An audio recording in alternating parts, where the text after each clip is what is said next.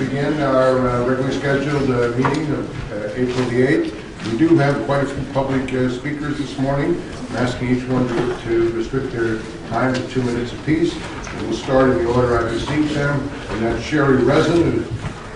Sherry Resin? Yes. You're taking a long ways around, but the microphone is down here.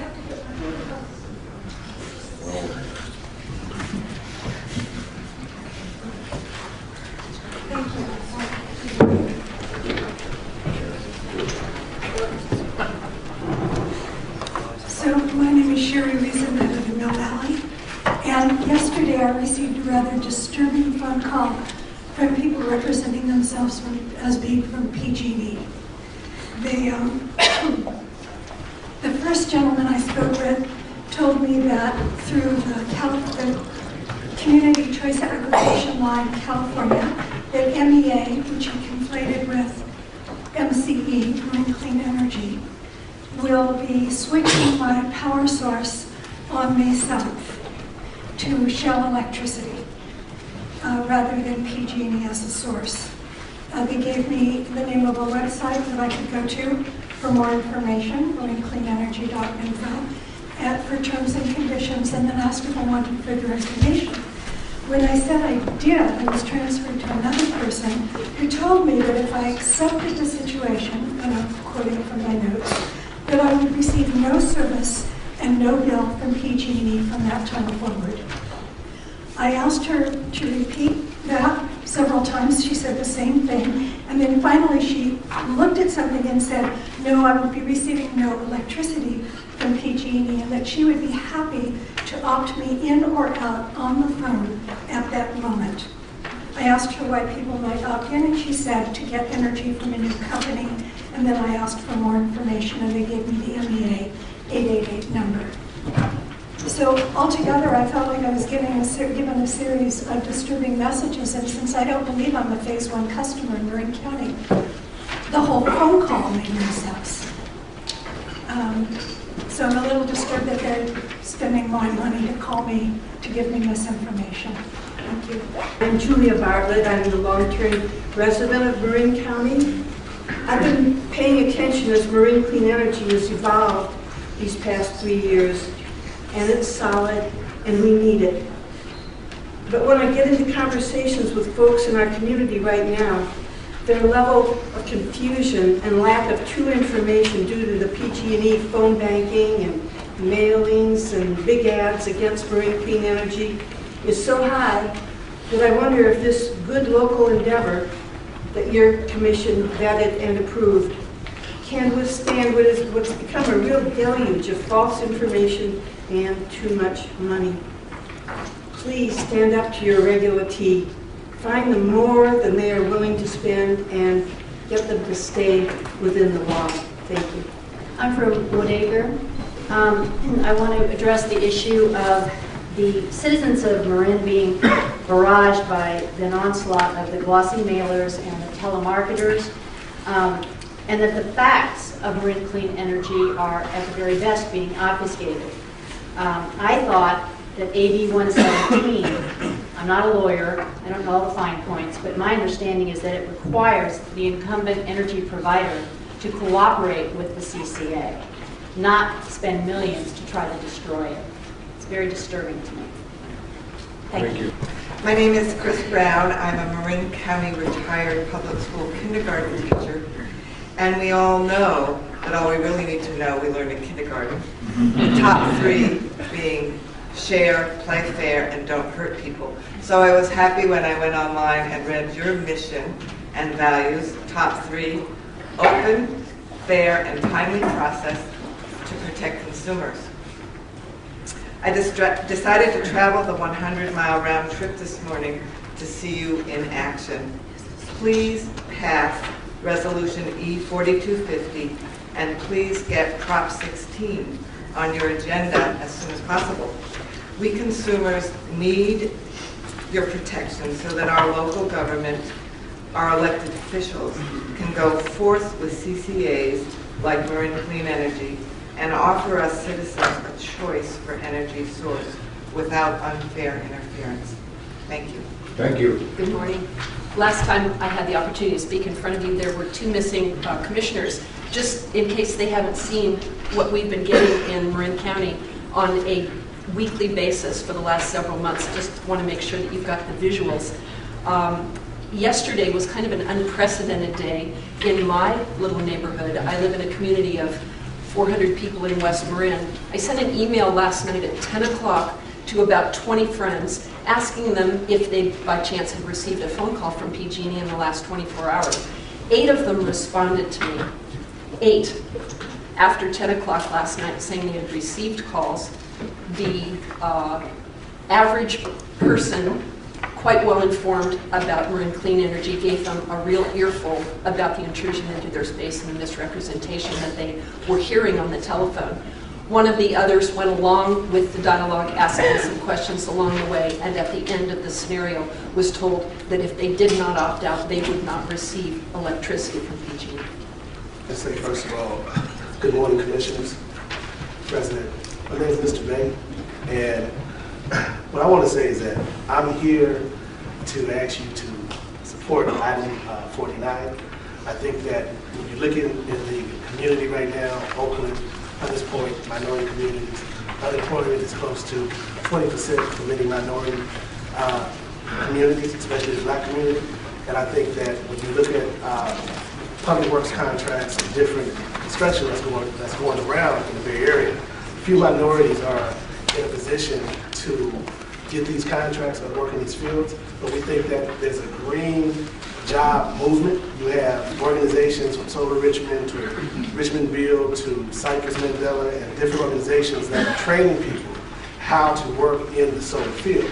And we support PG&E with this 500 megawatt project because we think that at least this is an opportunity to employ more people. And we'd like to thank you also for your support in by encouraging the different utilities to have more minority participation. Thank you very much. Thank you. Bruce Ackerman, I believe, to be followed by Gabriel Bueller. Good morning, Commissioners. Yeah, I actually received a phone call like was described yesterday. I can describe mine, and I filed a complaint about it as well yesterday. It was very brief. Basically, the caller said that they wanted to know whether they said this was a survey, and it was a classic push survey if it was, because they wanted to know one question, which was I aware that Marin Clean Energy had hired Shell to provide energy to us, and that I would be able to opt out. And I said that I thought that was kind of a misrepresentation of the situation. And they immediately, the next thing they said was, can I transfer you to our opt-out center? So they were working hard to get us out of here. But I really wanted to tell you something else, a story that you might find interesting. I was at a conference just recently at UC Berkeley, an excellent energy conference, or Burke there, and John Bryson was the keynote speaker. He, after his talk, there was, I asked a question about, he talked about the alignment of incentives that had successfully been done in California by decoupling energy sales from utilities. And I asked a question about PG&E's opposition to AB 117. And the interesting thing was not the question or his answer. The interesting thing was that for the rest of the day, as I went through the conference, many people stepped up to me to thank me for raising that issue. And this included all the constituencies at this conference, including regulators and policymakers, one member of the California Energy Commission. It included entrepreneurs, venture capitalists, and engineers. I just wanted you to know that all these constituencies were clearly aware of this issue and clearly felt that it was important.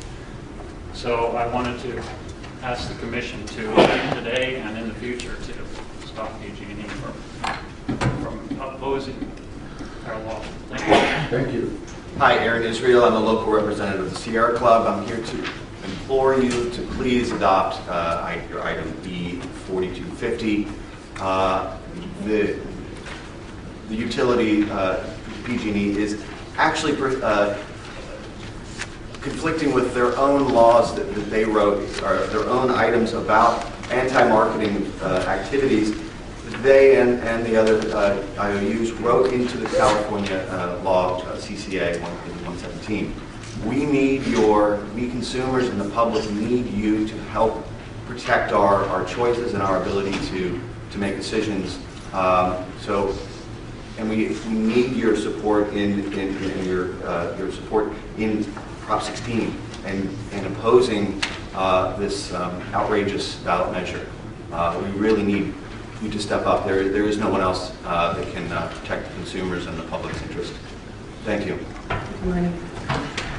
I'm standing before you as a customer and also somebody who's been somebody who has seen PG&E's tactics in the past. Back in 1998, I was a grassroots organizer with another proposition to block a bailout of PG&E's taxes that were put upon people's utility bills. They succeeded because they spent the most that had ever been spent before in a proposition ballot measure with the same flyers, phone calls, TV ads, radio ads that we're experiencing now in PG&E's opposition to the Marin Clean Energy program that's going online May 7th.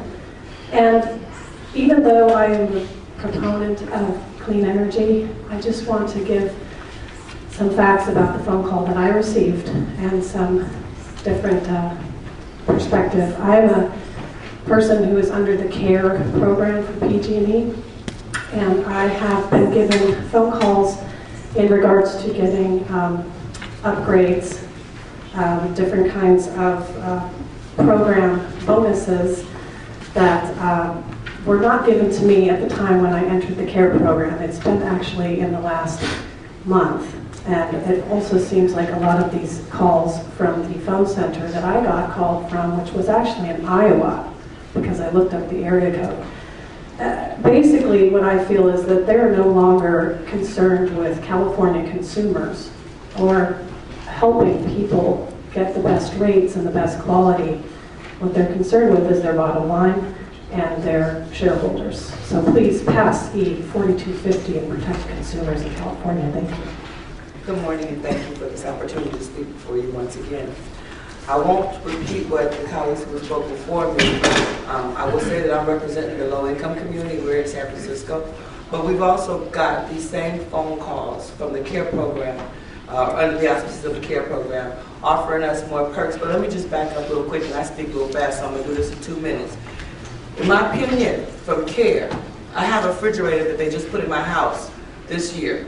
Not even 6 months old. I have a family that exceeds over 6 people. My refrigerator will only hold food for 2. Okay? So the question to them in the CARE program is, a house as big as mine, I know they know how big my house is because they come read my meter all the time, they know how much PG&E I use. Do we all get the same size refrigerators? You know, that's just one thing. But I'm going to go over here to how I see this monopoly playing out. And as grown folks on the commission, your duty as a consumer and one who is learning to become an educated citizen of the United States, representing the low-income community, and I pick up the telephone book or the internet or your informational paperwork, it tells me that you are my protectors. You're my consumer watchdog. You're supposed to make sure that people like PG or companies like PG&E and others don't drain us. I don't see how you don't step up and just mash PG&E and put them to sleep. They're rude. They're stingy and they're greedy. They've been doing this since the early way back before I was born and many of you. So they have made enough money. They're shareholders and stockholders. Their stock is holding hard. They should survive the economic crisis. But the rest of us, no. No. And they don't deserve to get no more money. And to speak on the brother in regards to contractual opportunities, today's a day you got to change things. We're not just sleep. We're not just stupid, and nor are we just slaves who's going to give away our hard-earned money. Your job is to level the playing field. Please do so. Watch PG&E like a fine hawk, okay? They're out to take us for the gold. They don't care about your laws, your rules, nor they care about us, and we should treat them the same way. Hi, my name is Dawn Weisz. I'm the Interim Director of the Marin Energy Authority, and I very much appreciate the opportunity to speak with you this morning. Just wanted to start by giving you a quick update. Since the passage of AB 117, we've been working very hard to study and analyze the feasibility of implementing a CCA program in Marin County. We developed a business plan and ultimately formed a Joint Powers Authority on December 17, 2008, known as the Marin Energy Authority. We then conducted an RFP process and have executed a contract with a power supplier, Shell Energy North America, which will be providing full requirements power to the customers in our territory. Our implementation plan was submitted to your agency in December and approved in January, and noticing of customers began on February 5th. We will be beginning to supply customers with power on May 7th, and we'll have all of our customers cut over by June 7th. I'd like to thank the commissioners here for your support as we launch this new agency and begin to serve customers. We support Resolution E4250 because it's really necessary to have some rules of conduct in place immediately. There are some changes that have been made to this resolution, particularly related to the opt-out process that we will file comments on later. Going forward, the need to follow AB 117, which specifies customer-initiated opt-outs, not the other way around, is intended to allow new government-based agencies to launch on a level playing field to the extent that that might be possible. We are concerned that customers are making decisions now about opting out under false pretenses, and it will be difficult to undo that process later. So there is a sense of urgency on this item, and we really appreciate all of your work on this effort. Thank you. Good morning, Commissioners. Thank you for keeping this resolution on your agenda, and thank you for your time in listening to all of us. I can see that you have a big agenda ahead of you. I just wanted to really urge your approval of that resolution. I sent a similar email out to friends yesterday and got 15 responses immediately from people who are receiving these phone calls. I know, Commissioner Simon, you had expressed the concern that there might be a chilling effect on PG&E's useful and continued communication with its customers with this resolution. And I just wanted to point out that this is not PG&E communicating with its customers. These are hired, some of them out-of-state call centers. This is a quote from one response. The caller was calling from Stone's Phones, a provider of live persuasion calls at a call center in Palm Springs, didn't know anything about Marin Clean Energy. And when we looked up that call center, they specialize in progressive campaigns. So this is a campaign. This is not educating customers. I wanted to also highlight there is a quid pro quo of use of efficiency funds and the CARE program going on here. Many of these calls included offers to lower the customers' rates through the CARE program. If this isn't happening with all customers around the state, if it's only happening in contested territories to undermine the CCA, I hope that you will address that clearly. Here's another quote. I had a phone call yesterday evening from a PG&E caller asking if I'd heard of a new energy provider and if I needed help from PG&E with opting out. PG&E, quote, could save me money and with CARE rates, plus help with appliances, etc., close quotes. This is happening again and again. It's a real misuse, I believe, of those funds. And just really want to quote former Energy Commissioner John Giesman when he said, you have a regulatory going rogue here. Please come down hard enough on them that they'll feel it. They're spending $35 million on Prop 16, so if you're going to fine them for anything, it's going to have to be a pretty significant amount of money. And please agendize resolution on Prop 16 as soon as possible. Thank you. I'm here, and it's kind of an emergency to us. You guys the water department bidded a job, and no contractor in this city, including PG&E, BART, every station, in the last 11 years, no African American has received a contract from either one of these agencies. And this agency, I don't know whether it's you, but they have reduced minority participation to 4% with the water department. And they just bidded a job for $220 million. And the contractors now, all the white contractors, they got the nerve to complain when they're the only ones who get contracts in San Francisco, Oakland, Richmond, and Los Angeles. That's right.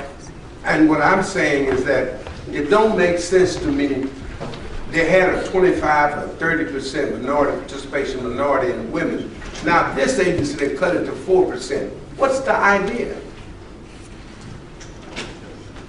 Well, you got the wrong agency, I think, but that's... No, you might be talking about the San Francisco PUC, I don't know, I'm not sure.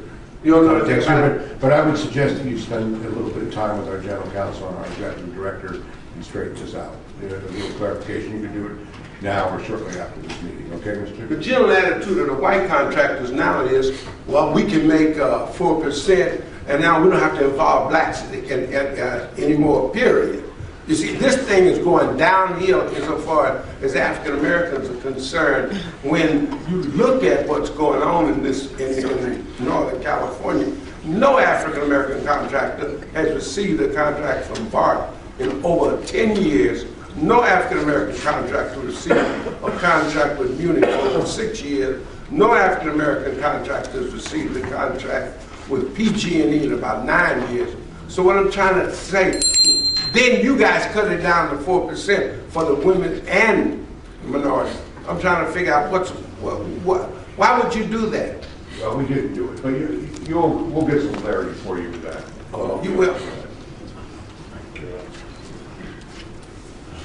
Good afternoon, Commission. The last time I was here, I talked about energy efficiency and my disappointment with the energy efficiency education that is provided to the community. I know that there is a budget for energy efficiency outreach and education, and I have spoken with many representatives of PG&E for the last several years trying to access either funding or information, and I've failed in being provided with either of those things. I also represent a nonprofit organization, the MLK Civic Committee, so I was here before you probably around this time last year and asked for some guidance to try to encourage them to provide some efficiency education and support to that organization. And I was called by several representatives, and I had legal counsel call me. Everyone thought that what I said was great, that it made so much sense, and then I received absolutely nothing from PG&E at our event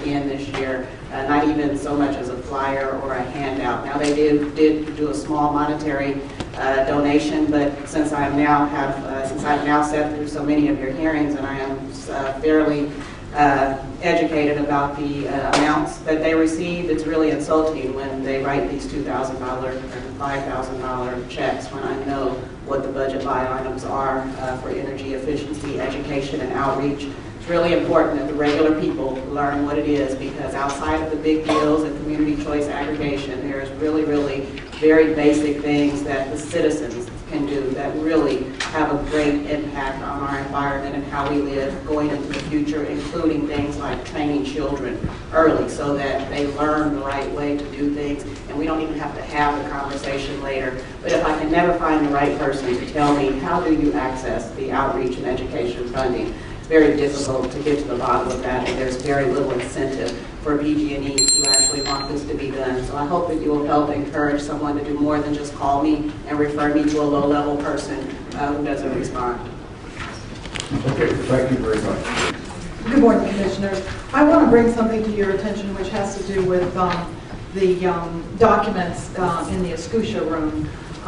The Escutia room gets the last-minute changes in the documents, but the problem is that they run out of documents quite frequently, and they ran out of the resolution that several of the public has commented on. So there are changes in that document. The Escutia room folks said that we could access them online, but the problem is we actually cannot easily find them online, and this is something that I've been wanting to talk to the Commission and Energy Division about for a while. It's all of the advice letter documents are not, anything related to an advice letter is not posted on your website. You cannot find the advice letter, any comments on the advice letters, unless you are actually in a proceeding in which case you would get those posted to the proceeding service list. Of course, the service list in the CCA proceeding did not get these documents yet this morning, so we can't see those changes. They might be in the 24-hour piece, but I wasn't able to access that quickly because it's hard to find anything in that, because there's a whole bunch of different things in there.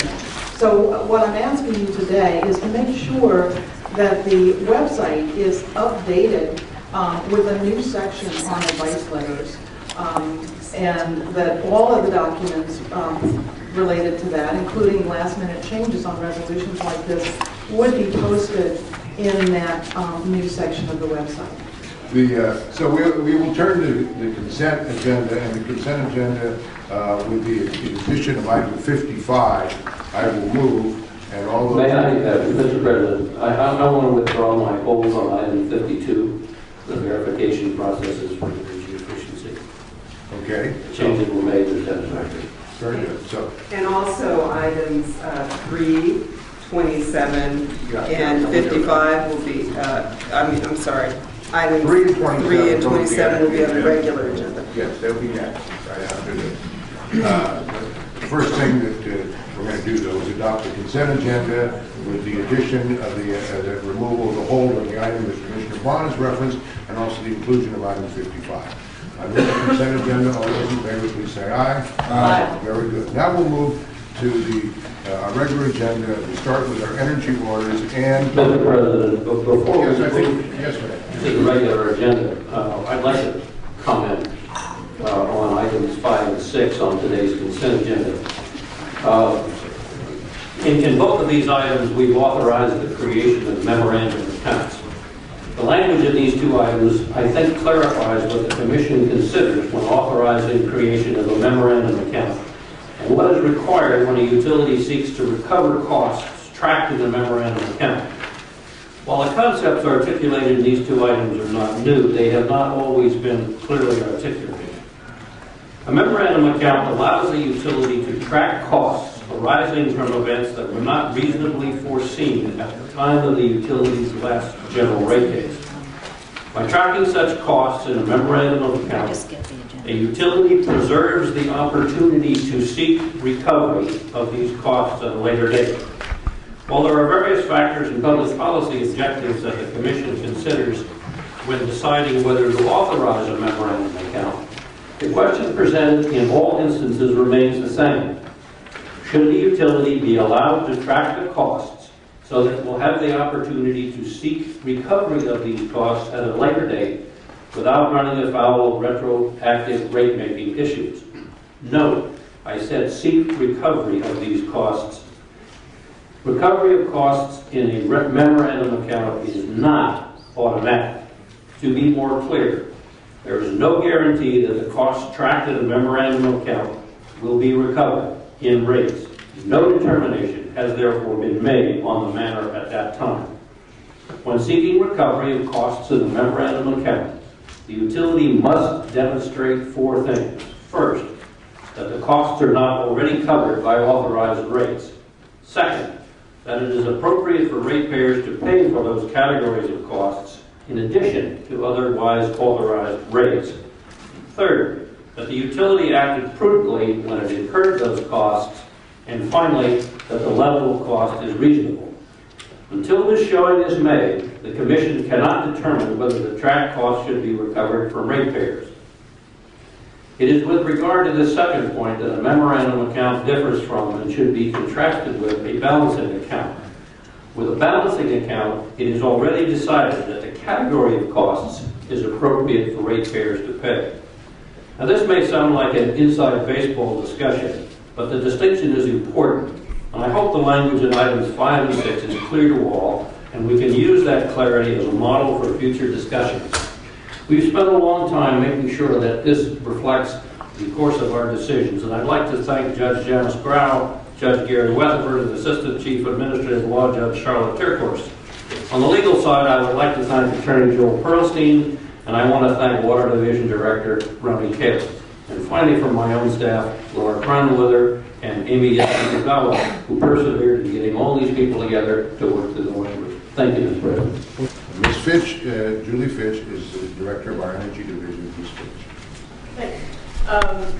So this is an item that's already been commented on several times this morning. It's item 3, Resolution E4250, was written by Carlos Velasquez and Steve Roscoe of the Energy Division, as well as Joel Pearlstein of the Legal Division.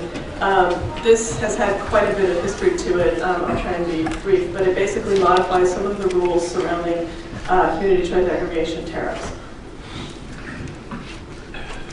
Do we actually have the PowerPoint? Yes. Oh, is it on? That's okay. I got it. Oh, there we go. Okay. Give me yours. It's not turned on. It's not working. Turn it on.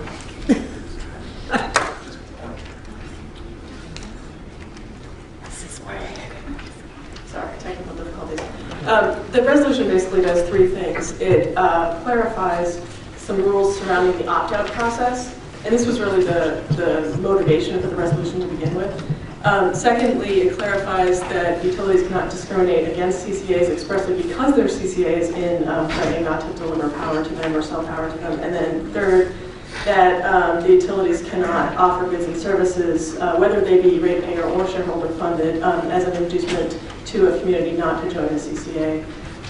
That's the basic structure of the resolution. Just for a little bit more background, the real impetus for this came about when San Joaquin Valley Power Authority was, they were the first to file an implementation plan for a CCA with us.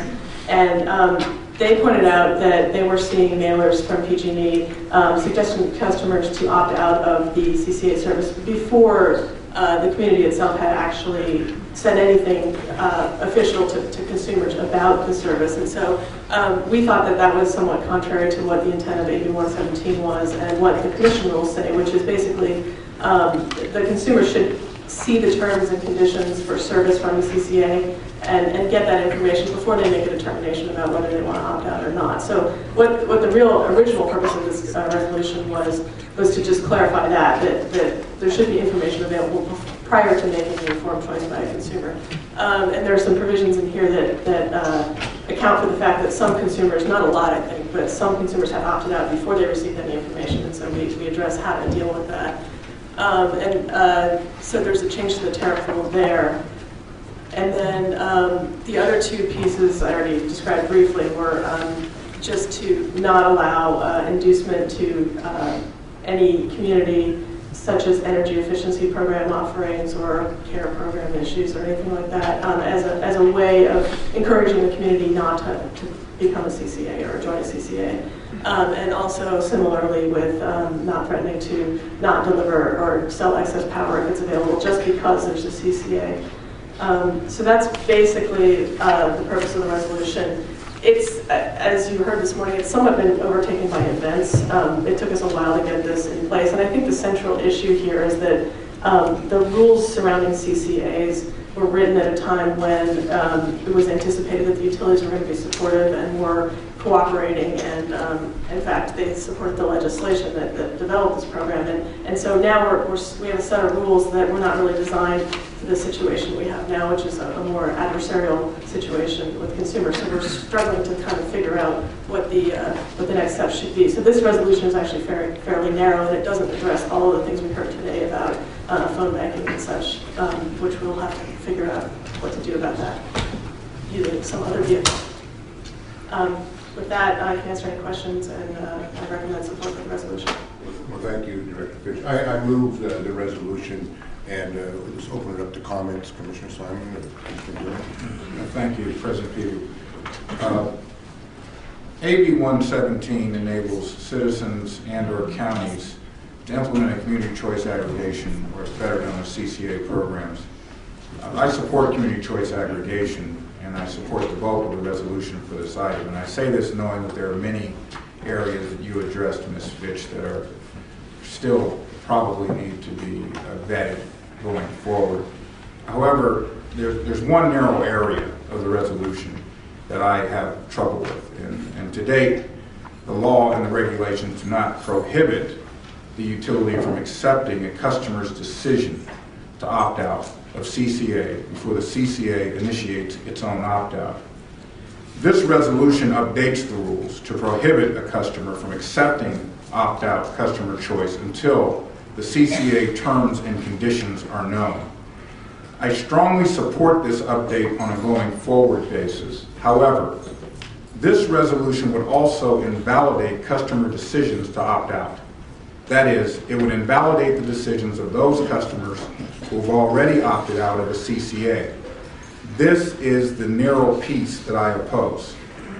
I did work with the Energy and Legal Divisions to try to obtain an alternative process proposal which would prohibit early opt-outs on a going forward basis, but which would grandfather decisions by customers who have opted out early under the Commission's existing tariff rule.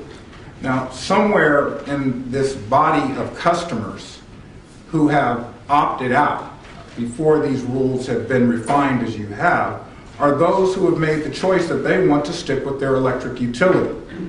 I do not think it is fair for the Energy Division to determine that those decisions are now ex post facto invalidated on a blanket level.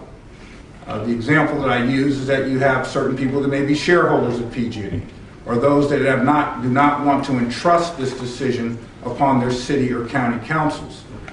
I think to immediately invalidate those decisions challenges the freedom of contract that is such an important principle in our democratic society. So I chose not to propose an alternate resolution because I wanted to avoid any further delays. I am sympathetic to the fact that the Marin Energy Authority and others need to move forward with AB 117, and I do not make this decision lightly, and I know that I'll be characterized in a light that probably is less than favorable. But I support it on a going forward basis. As I've stated, I have an issue with the fact that this agency is going to decide that decisions made by consumers of this state are immediately invalidated. I asked the Energy Division to consider a process whereby there could be a re-notification, allowing the customers to reevaluate their decision. Once again, the Energy Division denied my request and did not want to amend the resolution going forward. I understand their position. I just want the public to understand mine. I'm going to protect the freedom of contract. And on that very narrow basis, I will oppose this resolution. Thank you. Commissioner Green, wish to speak to this? I'll just say that I do support the resolution, and going forward, I've said this before and I'll say it again, that I am very, very concerned if there are any instances in which whether it's PG&E or any other utility that may get involved with this, are using either the CARE money or the energy efficiency monies to be basically presenting or opposing views on this matter. These are ratepayer monies. They are entrusted to the utility for the public good. They are tremendously important to the energy policies of this state. And in those areas in particular, whether it's through this resolution or future activities that we undertake, we have to make sure that the CARE money and the energy efficiency monies are not in any way part of what is essentially, I think, in some ways a political or a business dispute going on. Thank you. Commissioner Bond, please speak to this. Yes, thank you. In this decision, we place restrictions on utility activities in an effort to ensure that consumers can make well-informed decisions in choosing an energy provider and to ensure that utilities do not unfairly subvert the CCA process put in place by 117. And while I support this decision in general terms, I think we need to be careful that in our efforts to ensure a fair opportunity for CCAs, we do not unfairly and inadvertently tip the playing field. Utilities have the right to make their case to customers fairly, on a balanced basis, and not misleading. And we should not simply assume that any commentary on their part is a misrepresentation, or that every claim by a proponent of the CCA is accurate. Where a proponent of the CCA is making inaccurate statements, the utility has an affirmative obligation to respond to it if it sees a problem. It may be that citizens in this area do not agree with what the decisions that local government may have taken. Again, the interest is informed decision-making, but the power of choice and the power of that decision needs to be based and rest with the consumer.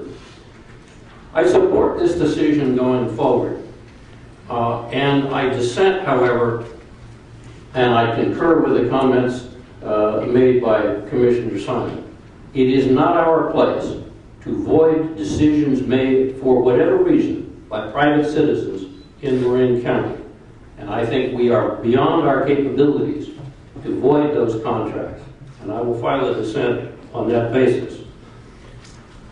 The restrictions that we adopt at this time, I think going forward, are reasonable, should provide CCA proponents with a fair opportunity to compete for customers.